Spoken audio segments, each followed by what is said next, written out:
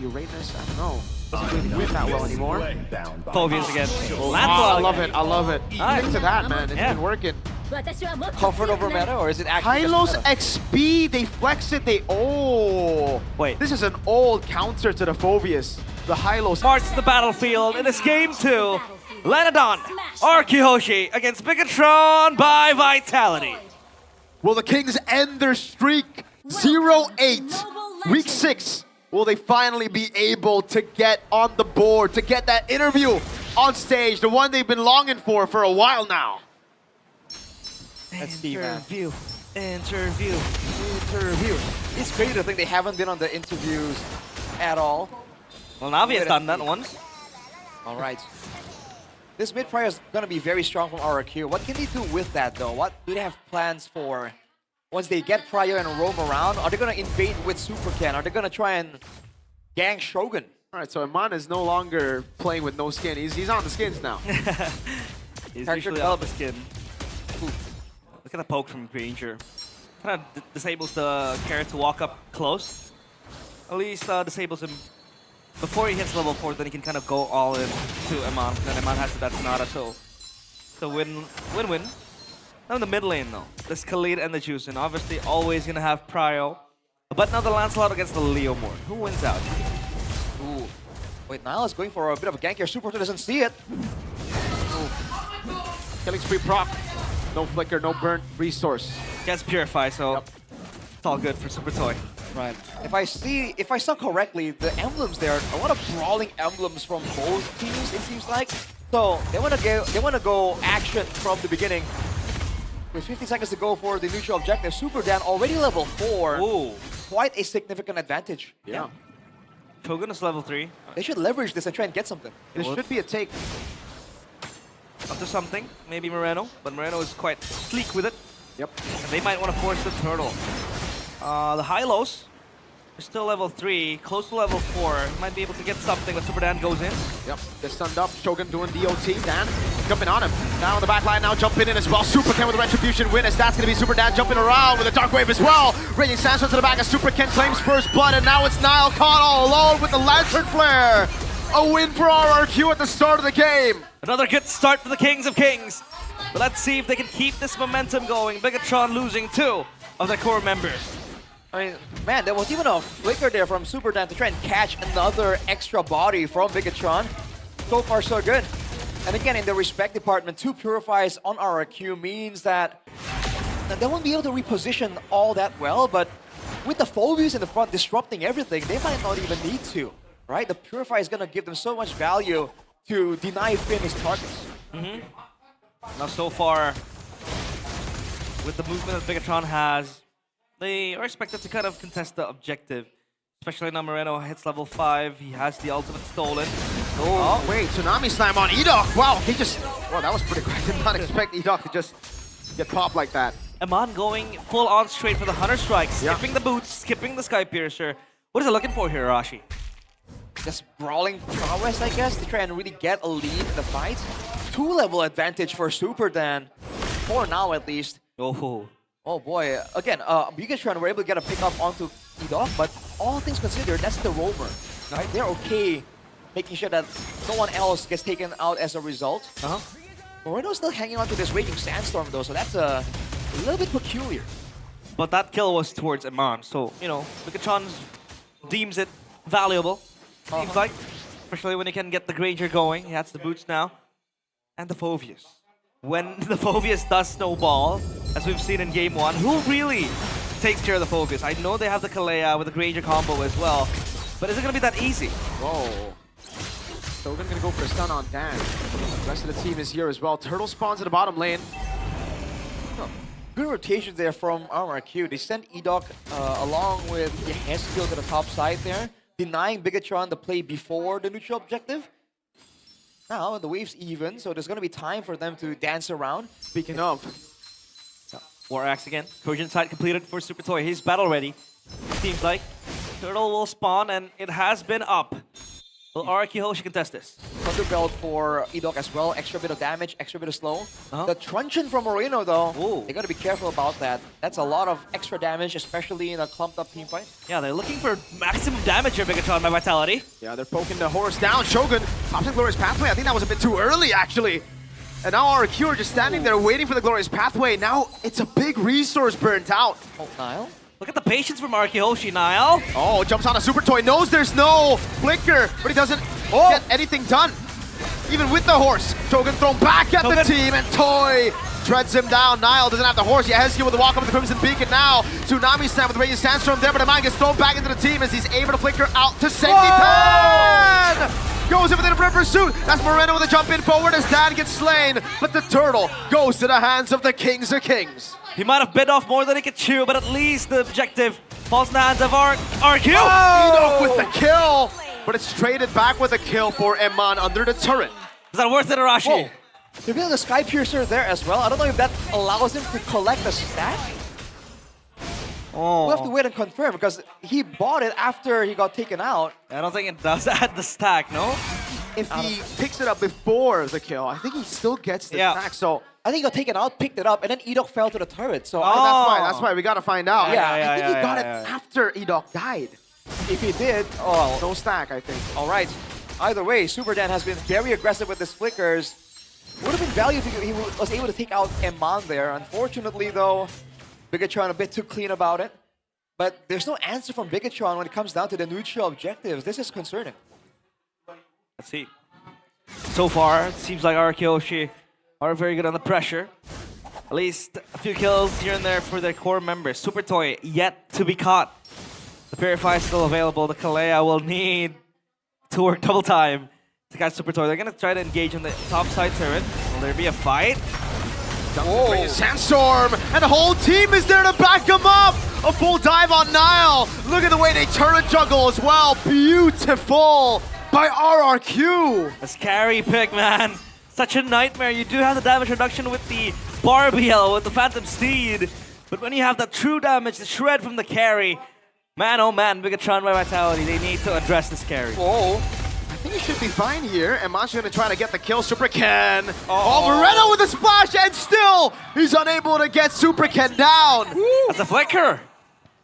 Too close for comfort. No flicker on Moreno. No big plays, and now the neutral objective is up. Super Ken will recall for now. There's a window for BIGETRON. You know, I thought Nile was gonna take out Super Toy in the previous neutral engagement. RRQ has to be careful about that. With a couple more items, Nile can pretty much one-shot Super Toy. Yep. Without the flicker, he can't really kite back.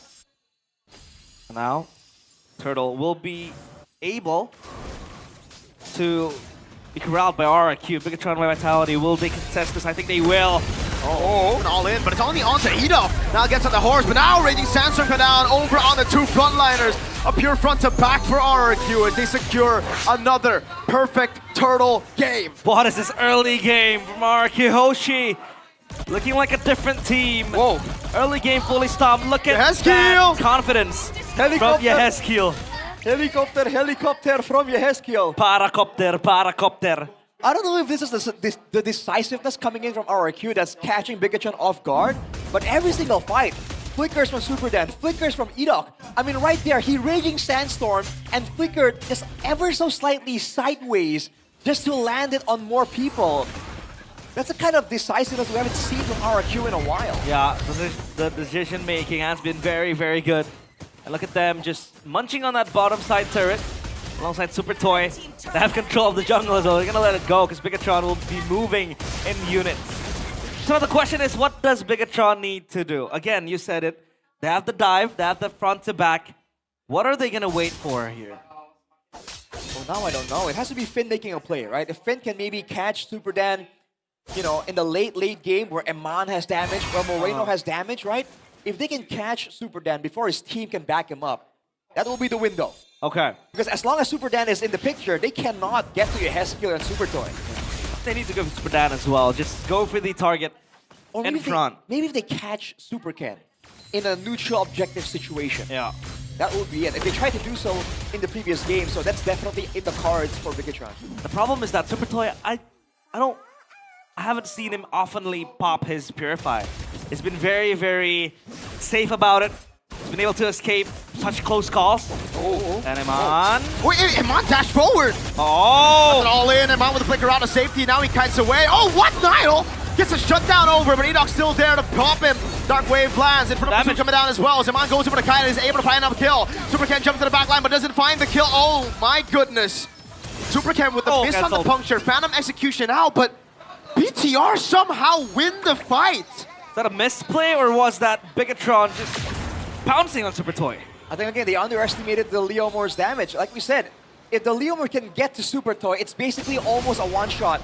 And without any defensive items, with only, not even the Malefic gun by the way, for the extra range and safety, they can't really win a fight as decisively as they have been. That's the window, man. Bigetron going for broke. They're just gonna go for the Lord straight off now. Super Ken, he goes go for the steal. Iman picks it up now as Shogun goes to the front. It's an all-in over on Shogun. The rest of the team will leave him. That's a sacrifice they're willing to take as Ken picks Shogun up. The trade, but at least the Lord will be taken by Bigetron by Vitality. That's gonna try to swing them back into the game. But the gold lead still mounts for RRQ HOSHI. They can clean the waves quickly as well. And especially the Lord with the carry in your team, that Lord is gonna go down quick. That's the first Lord as well. Fortunately, it's a quick clear from RRQ. They gotta manage the waves on the side lane still. But again, that's a weakness exposed by Bigetron. On one hand, it's a bad showing from RRQ. On the other hand, though, has Bigetron exposed their cards a bit too early? Now, for sure, Super Toy is going to be extra aware of that Leomor threat. Very slow. Bigetron's going to take Shogun's heart rate, safely. 144. He's always high cortisol, man. Oh, Super Ken as well, 130. Super Ken. I think Keyboy as well. He was high Yeah. or low? Oh, Yes, high. Wow. High heart rate. I think it's the adrenaline from the game you get, especially high stakes like this. High stakes for both. I think for Bigetron, again they need those wins. For RRQ, it's about breaking the streak and ending it. And now RRQ, it seems like Bigetron now has an avenue to go in. They need Nile to get to the back line, but you always have Edoc just shadowing for Super Toys, stopping the engages. Super Dan as well with the Povius. Not as clean as game one. Yeah. This game, far harder, but at least he's doing his job pretty well. Well, don't forget, in a teamfight setting, the Revitalize is an extra resource that Bigetron can use, right? Yeah. The slow and the healing, more importantly. That combined with Finn's passive, the Kalea healing, right? Can swing the balance in favor of Bigetron, because Eman has a Sea Halberd now, right? He's actually ahead in gold compared to Super Toy. That's a dangerous situation. Win of nature, though, I think the Leomort angle is not as valid as it was. Now it's Eman. Oh, I just realized, Shogun's item are all components. Basically. None of them have been completed. Wow. Yeah. That's how desperate he is to, just get Yeah. everything to deal with the damage of RRQ. Elegant Gem. I really think he should finish the Chastise Pauldron first, though. No, Rashi, against this carry? Yeah. Surely, I think so. It has to be the way to go. He's been playing from far behind. I think game one, he also tried to put the War Axe to Rizla in hopes of going ahead, but he had to use my prayer for utility. Now that he's on the high lows, obviously it's going to be the punching bag. Players gold by Todak. Super Ken still up there with Eman and Super Toy following suit. That's going to be the Brute Force breastplate completed. That's going to be for Nile. So this Leomord will be a problem. Someone needs to hold the Leomord. Yeah, and RRQ needs to be careful about the far lane situation. They've kind of like influenced it a little bit, but Eman is still in the area. They have the snake angle by all means, but Nile is already in the vicinity. No, but both teams are taking it slow. It's gonna push for BIGETRON, by the way. I think the lane on the bottom side. Yeah. The fleet's on their side of the map, so Yeah. unless this minute hits the turret, then Oh. no, wait, it's gonna push for RRQ. Wow. It's going to bounce back. I don't think so. I think it'll... if this... There you go. If meets there... Yeah, RRQ's minutes will come faster, I think. Not there, I think. It depends on the HP. Oh. No, okay, the turret will hit it again, then it'll move back. Exactly. All right. Regardless, there's gonna be some time before you can really see the wave build up. So both teams are gonna play very patient. Yeah. Eman will be able to poke a lot though in this Lord Dance situation. Ooh. Those bullets sting, man. They The do. skill has region, though. It's all G. And the Lord. Oh, Super Toy can just burst this down. And the wave in the mid lane. Shogun held on. They're doing a good job playing with the Lord Dance, but they actually let go of the aggro now and they go all in on the fight. That's gonna be the kill over, but that's gonna be Ezreal falling down to Nile. I really think they should have just 50-50 the Lord. Now walks up. It's gonna be Edog and Superdan jumping onto Nile as well. He's gonna be shoved back again as Mom picks up the Skypiercer stack on Lord. Dan's gonna fall as well. Toy is able to secure the neutral objective, but now Moreno! Crimson Beacon and Finn jumps in. He's able to pick up the kill, and as Moreno gets another. Toy under the turret, pops into it in nature. And Mon gonna go for the kill right now under turret, and Super Toy is doing a good job at dodging. Moreno splashes him and gets the double. Now it's Nile on the mid lane. It's a wipeout for Bigetron. He's gonna try to push the base and the structures as well, but that was a close call for both teams. Bigetron come out on top. It won't be one straight push, but that's the gold lead eliminated. A base turret even. Yeheskiel can't defend it alone. Oh, It's the one in the mid lane. The Lord is still available to be used. yep. But can RRQ regroup in time as we take a look at the instant replay by the Infinix GT50 Pro? It starts with the pickup onto Shogun. They drop the aggro on the Lord. Why did they bite? And then they went for the fight and the Lord at the same time. Look at this. I don't understand why they would bite. Yeah. They just pushed it mid. They had the prio. They could just play the Lord Dance. But they were able to burst it down as well. They could have gotten it and then get out. But Bigetron were back on the chase. They knew that now had the damage. Yeheskiel was bursted down to pieces. And yeah, that's gonna be the gold lead gone.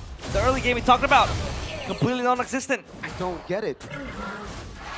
There was no reason to fight. The bottom wave, as Arashi pointed out, it was on the turret. They were pushed back. Mid lane, they had the prio. B tier would have had to deal with it. The mid turret almost died to minions. Yep. They had everything. They didn't need to 50-50. It's B tier that needed to force it. Even topside, it was pushing for them. I don't get it. I think they saw that they didn't like the trade Shogun for Yeheskiel, so they felt like they should go for something. You know? But again, as long as Super Toy is in the picture, Right? it doesn't matter. You know, that's true damage. The carrier's gonna be able to carry the team fight. They should really reevaluate how they want to take fights. Because if they want to move forward like that, that inherently brings extra risk to Super Toy. Yeah. By all means, he has the Malefic gun at this point. But against a team like Bigetron, you can never be too careful. Oh my. Bigetron by Vitality, 1.3k gold lead, but I think at this point, it could be irrelevant as well. Late game, it gets tough. RRQ are now a composition that needs to just play around Toy. Yeah. Yep. And I guess Yeheskiel has presence in this late game on the Sushin. We've seen that before. But again, it's just not as easy without that gold lead, right? The gold lead was a huge factor we were counting on for RRQ. And Bigetron, again, Eman picked up a couple of stacks on the Skypiercer too, don't forget. I really thought that Yeheskiel would have opted for the Skypiercer. Could have really helped RRQ team fight their way into Bigetron by Vitality, but the Lord in 5 seconds, they want to make a play. Conceal! They go on the flick. Oh, Iman is able to flick around to safety now. It's going to be Yeheskiel taken low. Dark Wave lands on Shogun and Finn as he goes in all the way. Shogun going to be taken down by Super Toy. That's a pick right before Nile. the Lord of his bonds. Finn going to be looking for the pick as now Nile walks up, but they are unable to get anyone as Moreno splashes Edok, and that's it. Lord evolved. RRQ with a one-man advantage. They can shred. Moreno has a Crimson Beacon. That played out perfectly for RRQ, man. Super then jumped back to Shogun right before he got taken out. It could have been luck, but it really worked out for RRQ. They have the wave in their favor, the numbers in their favor. This is the time for them to show what they have learned in the past couple of weeks. Yeah. Oh, they're holding aggro. Look at the waves. They want a 4v5, yeah. Nile? Phantom Steed coming down, and The that Lord. will be a free Lord to RRQ.